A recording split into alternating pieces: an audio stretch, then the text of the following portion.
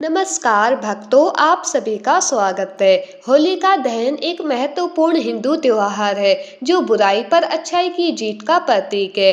ये पर्व मुख्य रूप से भक्त प्रहलाद, राजा हिरण्यकश्यप और होलिका की पौराणिक कथा से जुड़ा हुआ है। इस कथा के पीछे एक गहरी आध्यात्मिक सीख छिपी है जो हमें धर्म, भक्ति और सत्य की शक्ति को समझने में मदद करती है। चलिए अब कथा का शुभारंभ करते हैं। बहुत समय पहले हिरण्यकश्यप नाम का एक शक्तिशाली असुर राजा था। वो भगवान विष्णु से घोर द्वेष करता था क्योंकि उसके छोटे भाई हिरण्याक्ष का वध भगवान विष्णु ने किया था। इस क्रोध और प्रतिशोध की भावना से भरकर उसने कठोर तपस्या की और भगवान ब्रह्मा को प्रसन्न किया।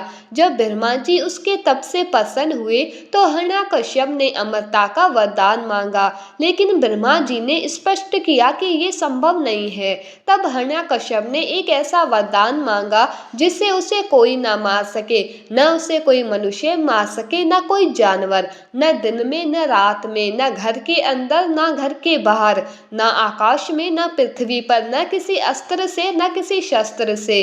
ब्रह्मा जी ने ये वरदान दे दिया जिससे हिरण्यकश्यप को असीम शक्ति प्राप्त हो गई और वह अत्याचारी बन गया। उसने स्वयं को भगवान घोषित कर दिया और अपने राज्य में भगवान विष्णु की पूजा पर प्रतिबंध लगा दिया। हिरण्यकश्यप का एक पुत्र हुआ जिसका नाम प्रहलाद रखा गया। प्रहलाद जन्म से ही भगवान विष्णु के अनन्य भक्त थे।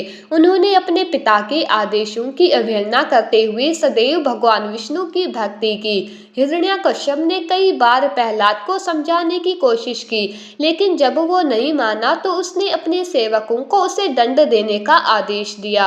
हिरण्यकश्यप ने प्रहलाद को मारने के लिए कई प्रयास किए, लेकिन हर बार भगवान विष्णु ने उसकी रक्षा की।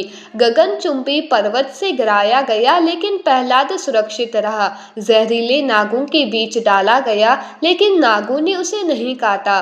भूखे जंगली जानवरों के सामने छोड़ा गया लेकिन वह भी उसे नुकसान नहीं पहुंचा सके।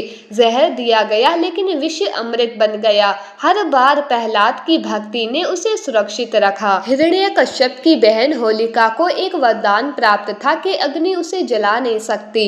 हिरण्यकश्यप ने योजना बनाई कि वो प्रहलाद को लेकर आग में बैठेगी जिससे प्रहलाद जलकर मर जाएगा।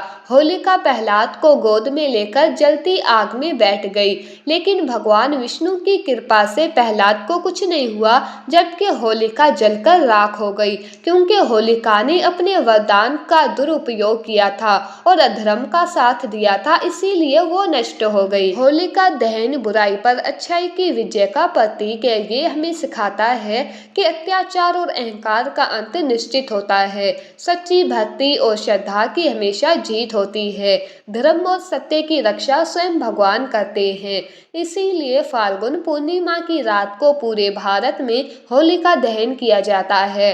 इस दिन लोग लकड़ियों और उपलों से होलिका की अग्नि जलाते हैं और उसमें बुराई के प्रतीकात्मक रूप में कई वस्तुएं डालते हैं। होलिका दहन के बाद हिरण्यकश्यप का अत्याचार और बढ़ गया। उसने अपने पुत्र प्रहलाद को मारने के लिए स्वयं प्रयास किया, लेकिन भगवान विष्णु ने नरसिंह अवतार आधा सिंह और आधा मानव का रूप धारण किया और संध्या काल में प्रकट हुए। हिरण्यकश्यप को दहलीज पर पकड़ा, अपने नाखूनों से मारकर उसका अंत कर दिया, अपनी जंघा पर रखकर उसे समाप्त किया। इस तरह भगवान विष्णु ने अपने भक्त प्रहलाद की रक्षा की और हिरण्यकश्यप के अत्याचार का अंत किया। होलिका दहन की कथा हमें ये सिखाती है कि बुराई कितनी भी शक्तिशाली क्यों ना हो, अंत समय सत्य की जीत होती है। अहंकार और अधर्म का विनाश निश्चित है। भगवान अपने भक्तों की सदैव रक्षा करते हैं। होलिका दहन के दिन हम अपने मन की बुरी आदतों को त्याग कर अच्छाई और धर्म के मार्ग पर चलने का संकल्प लेते हैं। यही इस पर्व का असली संदेश है। तो ये थी होलिका दहन की कथा। अब मैं आपको एक अन्य कथा सुनाती हूँ, धुंधकारी का अधर्म और उसका दुखद अंत। प्राचीन काल में गोकर्ण और धुंधकारी नाम के दो भाई थे। उनके पिता अति धार्मिक थे, लेकिन धुंधकारी बचपन से ही अधर्मी था। उसने अपराध, चोरी और बुरे कर्मों में अपना जीवन बर्बाद कर दिया। एक दिन उसने अपने माता पिता को इतना दुखी कर दिया कि वो घर छोड़कर वन में तपस्या करने चले गए। उसके बाद धुंधकारी ने अपनी बुरी संगति के कारण और भी अत्याचार बढ़ा दिए।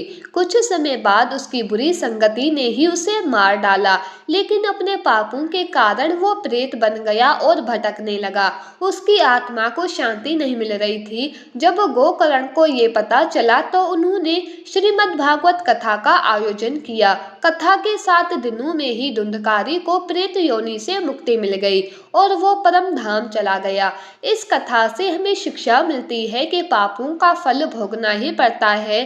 धर्म और सच्ची भक्ति ही आत्मा को शांति दे सकती है। भगवान का नाम ही मोक्ष का सबसे सरल मार्ग है।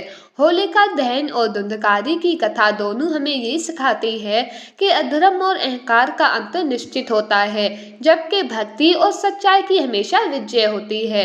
तो ये थी आज की कथाएं। आपको कैसी लगी कमेंट करके ज़रूर बताना। चैनल को सब्सक्राइब करना ना भूलें। धन्यवाद।